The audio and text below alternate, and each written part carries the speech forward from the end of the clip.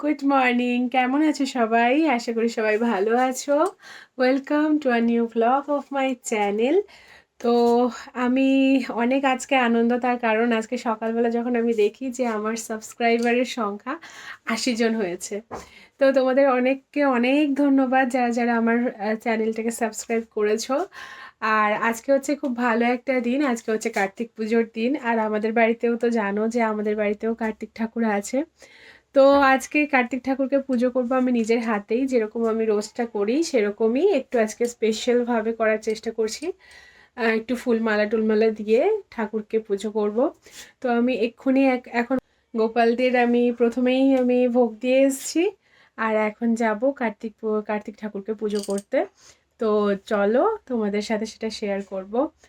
আর আজকেও একটা জায়গায় যাওয়ার আজকেও দুটো জায়গায় যাওয়ার আছে। একটা জায়গায় নেমন্তন্ন আছে কার্তিক পুজোর, আর আজকে যাব ছোট ঠাকুর বাড়ির মঠ। সেটা তো আগেও শেয়ার করেছি। তো আজকে সেখানেও নেমন্তন্ন আছে, তো সেখানেই যাব। তো চলো বর্তমানে আমি কার্তিক পুজোটা করে নিই, নিজের হাতেই করব। ভুল ত্রুটি ক্ষমা করে দিও, যা আমি নিজের মতো করে করছি।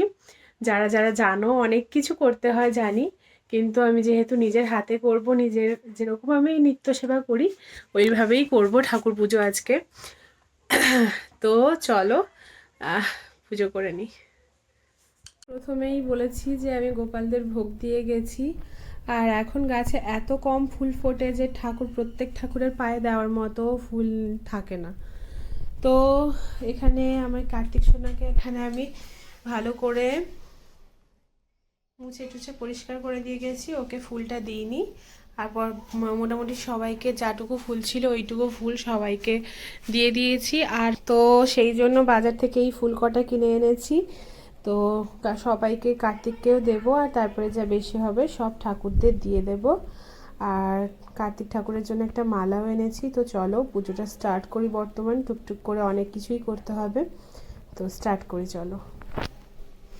তার আগে তোমাদের একবার আমার কার্তিক বাবাকে দেখিয়ে দিই, কার্তিক সোনাকে দেখিয়ে দিই।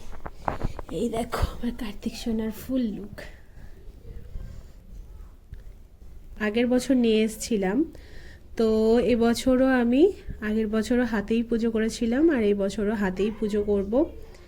কারণ সত্যি কথা বলতে গেলে আমাদের বাড়িতে প্রায় 7 বছর মতো হয়ে গেল কার্তিক পুজো। তো ঘট করে সেভাবে পুজো করার মতো মানে অবস্থা হয়ে ওঠে না। তো এবছরও আমি হাতেই করছি। দেখি ঠাকুর যদি চান যত তাড়াতাড়ি সম্ভব আমি ভালো করে পুজো করে কার্তিক পুজোটাকে মানে শেষ করব। সকাল থেকে আজকে এতটাই আনন্দ ছিলাম যে ভেবেছিলাম তোমাদের সাথে আজকে ব্লগটা শেয়ার করব। এটা প্রায় আজকে কার্তিক পুজোর দিনের ব্লগ আজকে শেয়ার করছি, মানে বুঝতেই পারছো আমার সাথে কি ঘটে গেছে।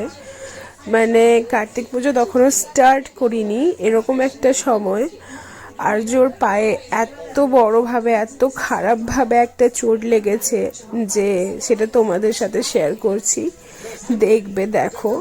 আর্যর মানে পায়ের ওই গোড়ালির কাছে এত খারাপভাবে ছিলে গেছে যে বাচ্চাটা তখন থেকে ওই দুপুর থেকে শুরু করে পুরো ওই সন্ধে পর্যন্ত কাঁদছিল। আর আমি বেসিক্যালি জন্মের পর থেকে ওকেই ফার্স্ট টাইম এত কষ্ট পেতে দেখলাম।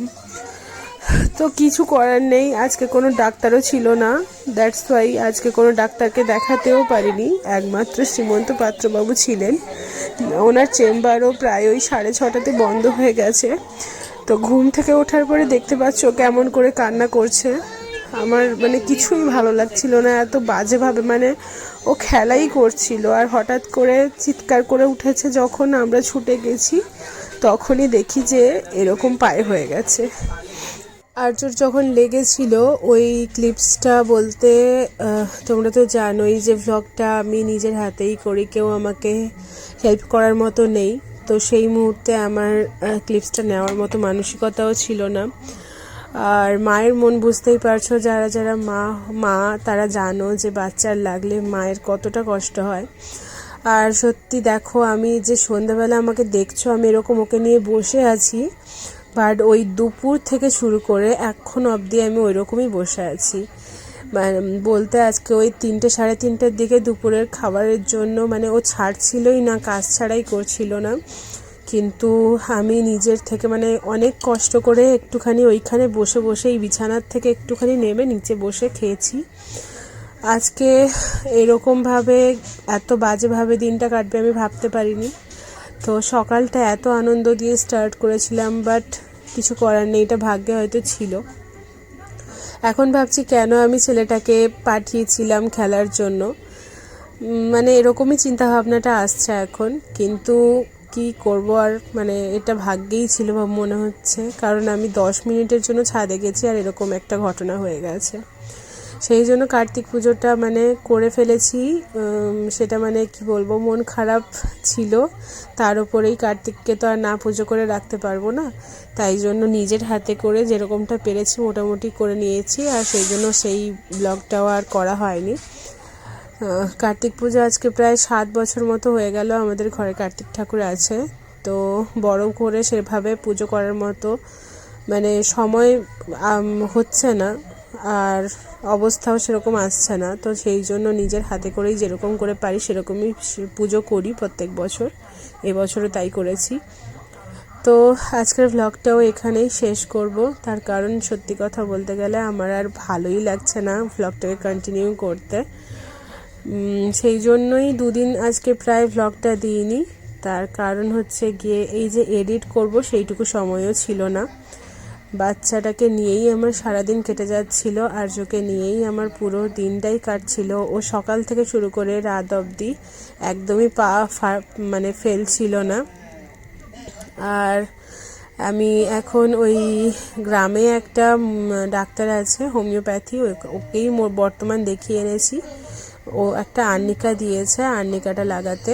তো আর্নিকাটা লাগানোর পরে ও একটু হাঁটছিল, বাট এখন এসে আবার কান্না করছে। 8:30 মতো। তো আর্যটাকে কালকে সারা রাত মানে ঘুমোতে ওর অনেক কষ্ট হয়েছে, যেহেতু পায়ে খুব লেগেছে না, এই জন্য আমি আর ডাকছি না, ঘুমোচ্ছে এখন বর্তমান। কালকে রাত্রে পা নাড়াতে গেলেই যতবার পা নাড়াচ্ছে ততবারই কেঁদে উঠে পড়ছে। তো এখন তো তুলতেই হবে, 8:30 বেজে গেছে, যেহেতু ওকে খাওয়াতেও হবে। পাপা, ও পাপা, সোনা পাপা, সোনা পাপা ওঠো। আর্যকে এখন তুলে নিচ্ছিলাম, আর আজকে ওকে একজন ডাক্তারকে তো দেখাতেই হবে। বাট আজকে তো কৌশিক মণ্ডলবাবু অ্যাভেলেবেল যেহেতু ছিলেন না, তো তার জন্য আমাদের শ্রীমন্ত পাত্রবাবুকে দেখাবো। তার জন্য আমরা নাম লিখিয়ে দিয়েছি সকালবেলা। আর হচ্ছে গিয়ে আর্যর পাটা দেখো কেমন এখনও রস ভাসছে। আর তোমরা ভাবছো ওকে আমি কেন এরকম সোয়েটার পরে শুইয়েছি, সোয়েটার টুপি। তার কারণ হচ্ছে ও রাত্রিবেলা একদম গায়ে কিছু রাখতে চায় না। এমনিতেই তো সর্দি হয়েছিল, ওটা ভালো হতে না হতেই আর একবার আরও এই পায়ে একটা ব্যথা করে ফেলেছে। তো ডাক্তার কি বললো না বললো সেগুলো সবটাই শেয়ার করব তোমাদের সাথে। তো দেখা হচ্ছে পরবর্তী একটা ব্লগে, তোমাদের সাথে শেয়ার করব কি কি হলো আর্যর সাথে, কি কি ওষুধ দিল, কি কি টেস্ট করতে দিল, সবটাই শেয়ার করব। তো দেখা হচ্ছে নেক্সট ব্লগে। টিল দেন সবাই ভালো থাকবে, সুস্থ থাকবে, আর অবশ্যই বাচ্চাদের মানে এখন আমার যেটা মনে আসছে একদম মানে কাজ ছাড়া করা উচিত নয় এই সময়, যতটা পারো নিজেরা টাইম দাও। তো টাটা।